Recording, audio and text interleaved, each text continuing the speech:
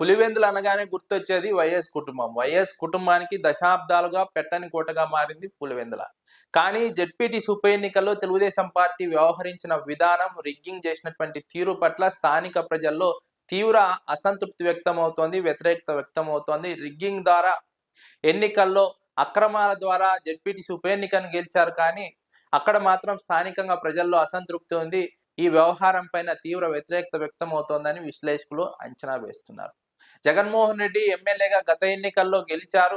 గెలిచిన తర్వాత జగన్మోహన్ రెడ్డి నిరంతరం పర్యటనలు చేస్తున్నారు. తరచూ స్థానికంగా ఉన్నటువంటి ప్రజలతో టచ్ లో ఉంటున్నారు. సమీక్షలు నిరంతరం నిర్వహిస్తున్నారు. స్థానిక ప్రజల సమస్యలను వింటున్నారు. వాటిని పరిష్కరించే ప్రయత్నం జగన్మోహన్ రెడ్డి చేస్తున్నారు. మరోవైపు అభివృద్ధి పనులను కొనసాగించే ప్రయత్నం చేస్తున్నారు వైఎస్ జగన్మోహన్ రెడ్డి. తెలుగుదేశం పార్టీ ఇక్కడ అధికారంలో ఉందన్న భావనతో అవినీతి అక్రమాలకు పాల్పడుతోంది, ప్రజలపైన దౌర్జన్యం చేస్తోంది. ఆ దౌర్జన్యంతోనే జెడ్పీటీసీ ఉప ఎన్నికను గెలిచింది. గెలిచినా కూడా నైతికంగా వైఎస్ఆర్సీపీనే విజయం సాధించిందని విశ్లేషకులు అంచనా వేస్తున్నారు. ఎందుకంటే జెడ్పీటీసీ ఉప ఎన్నిక సందర్భంగా తెలుగుదేశం పార్టీ వ్యవహరించిన విధానం కారణంగా వైఎస్ఆర్సీపీకి ఎడ్జ్ పెరిగింది, పాజిటివ్ రెస్పాన్స్ వచ్చింది, ప్రజల్లో సానుభూతి పెరిగింది, తెలుగుదేశం పార్టీ పైన వ్యతిరేకత వచ్చింది.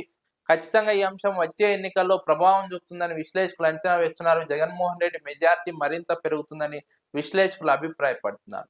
తెలుగుదేశం పార్టీ ఇక్కడ ఆశ చూపి వైఎస్ఆర్సీపీ వాళ్ళని కొంతమందిని చేర్చుకుంటున్నప్పటికీ స్థానికంగా ప్రజల మద్దతు మాత్రం వైఎస్ కుటుంబానికే ఉంది. వైఎస్ఆర్సీపీ హయాంలో అమలు చేసిన సంక్షేమ పథకాలపైన పులివెందుల నియోజకవర్గంలో ఇప్పటికీ సానుకూల స్పందన ఉంది. తెలుగుదేశం పార్టీలో జరుగుతున్నటువంటి అవినీతి అక్రమాలపైన అసంతృప్తి ఉంది. సంక్షేమ పథకాల అమలు పైన అసంతృప్తి ఉంది. సంక్షేమ పథకాల అమలు ఆలస్యం కావడం పైన ప్రజల్లో అసంతృప్తి ఉంది.